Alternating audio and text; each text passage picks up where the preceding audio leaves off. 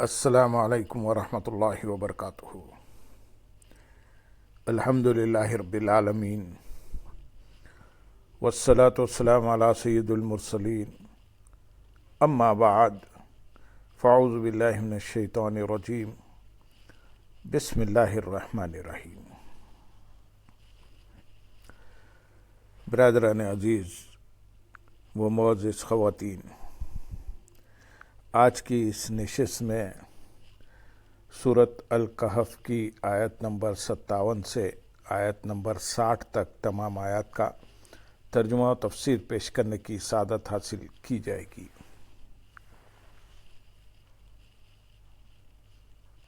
ومن أظلم ممن ذكر بآيات ربه فأعرض عنها ونسي ما قدمت يداه إنا جعلنا على قلوبهم أكنة أن يفقهوه وفي آذانهم وقرا وَإِن تَدْعُهُمْ إِلَى الْهُدَى فَلَن يَهْتَدُوا إِذًا أَبَدًا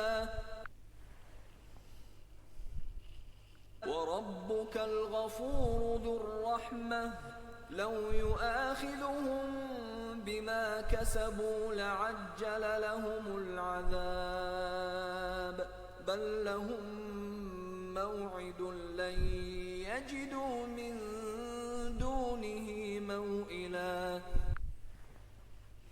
وتلك القرى أهلكناهم لما ظلموا وجعلنا لمهلكهم موعدا وإذ قال موسى لفتاه لا أبرح حتى أبلغ مجمع البحرين أو أمضي حقبا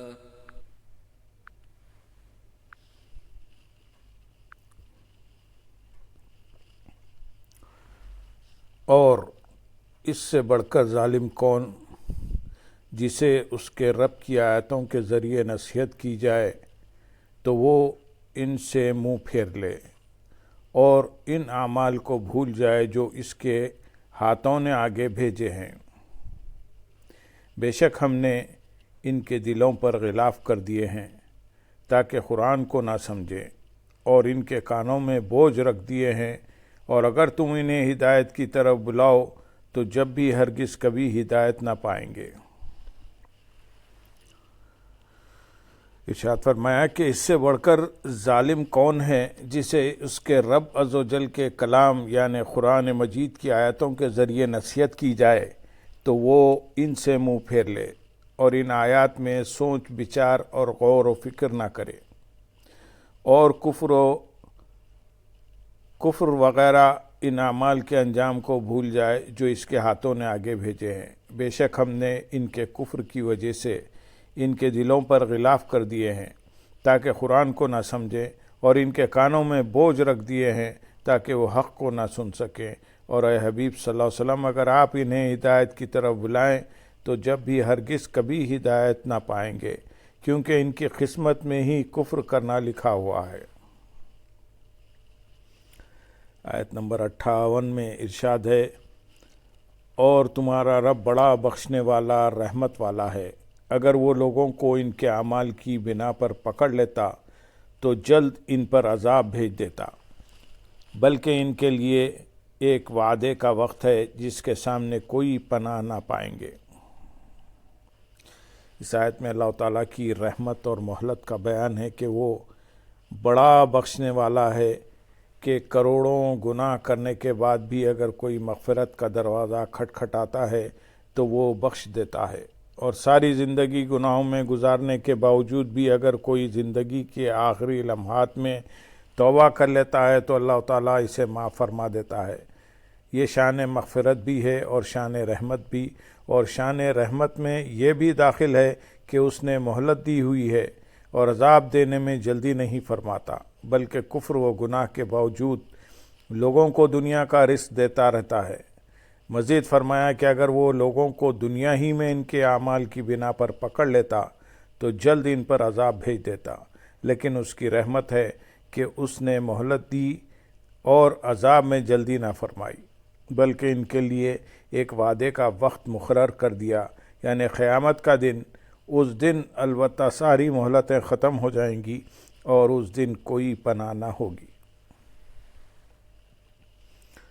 آیت نمبر 59 میں ارشاد ہے، اور یہ بستیاں ہم نے تباہ کر دیں جب انہوں نے ظلم کیا، اور ہم نے ان کی بربادی کے لیے ایک وعدہ کر رکھا تھا۔ کفار کو سمجھانے کے لیے اب پچھلی قوموں کے انجام کو اجمالی طور پر بیان کیا جا رہا ہے۔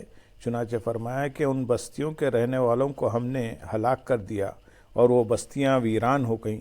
ان بستیوں سے قوم لوط، عاد اور سمود وغیرہ کی بستیاں مراد ہیں۔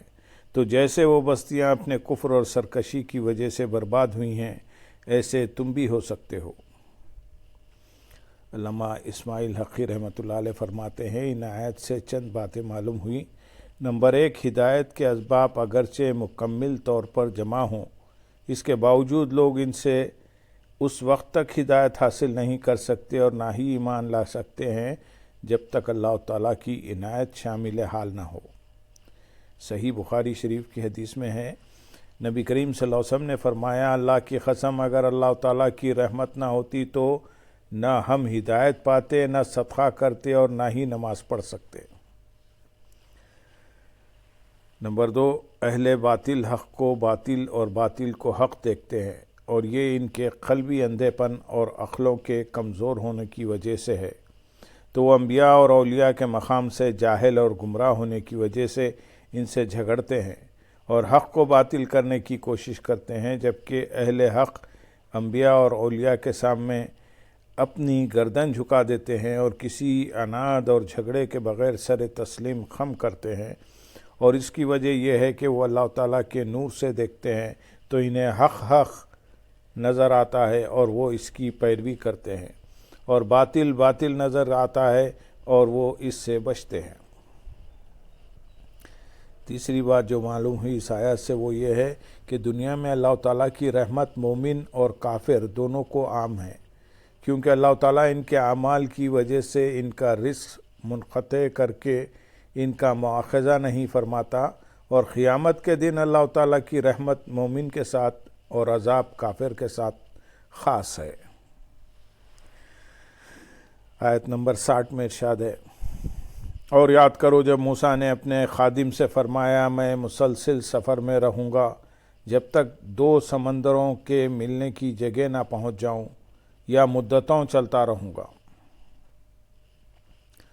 اس رکوع سے حضرت موسیٰ علیہ السلام کا حضرت خضر علیہ السلام کے پاس علم سیکھنے کے لیے جانے والے قصے کو بیان کیا گیا ہے۔ آیت میں جن کا ذکر ہے وہ مشہور پیغمبر اور جلیل القدر نبی حضرت موسیٰ بن عمران علیہ السلام ہیں۔ انہیں اللہ تعالیٰ نے توریت اور کثیر معجزات عطا فرمائے تھے۔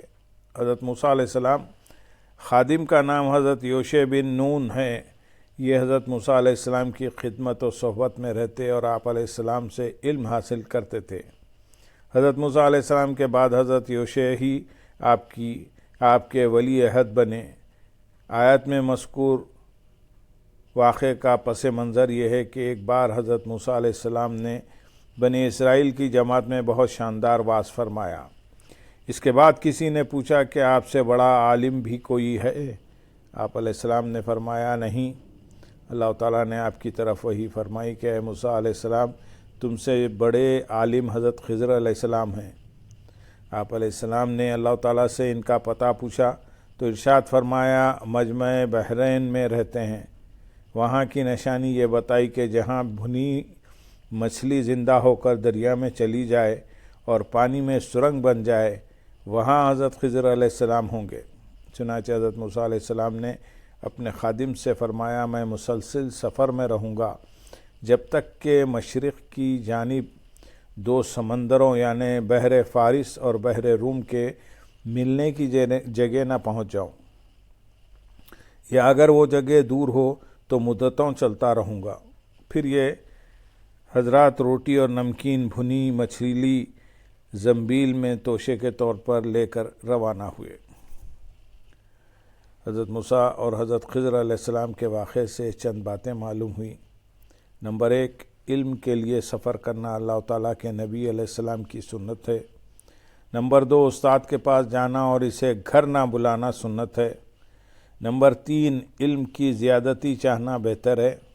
نمبر 4، سفر میں توشہ ساتھ رکھنا اچھا ہے۔ نمبر 5، سفر میں اچھا ساتھی ہونا بہتر ہے۔ نمبر 6، استاد کا ادب کرنا ضروری ہے۔ نمبر 7، استاد کی بات پر اعتراض نہ کرنا چاہیے۔ نمبر 8، جہاں تک ہو سکے پیر کامل کے فعل کی تعویل کرنی چاہیے اور اس سے بدظن نہیں ہونا چاہیے، جبکہ وہ واقعی پیر کامل اور شریعت کا سچا عامل ہو۔ نمبر 9، علم صرف کتاب سے نہیں آتا بلکہ استاد کی صحبت سے بھی آتا ہے۔ نمبر 10، بزرگوں کی صحبت کیمیا کا اثر رکھتی ہے۔ نمبر 11، اپنے آپ کو استفادہ کرنے سے مستغنی نہیں سمجھنا چاہیے۔ اللہم صلی علی سیدنا محمد وعلی آل سیدنا محمد وبارک وسلم، وآخر دعوانا ان الحمد للہ رب العالمین۔ سبحان رب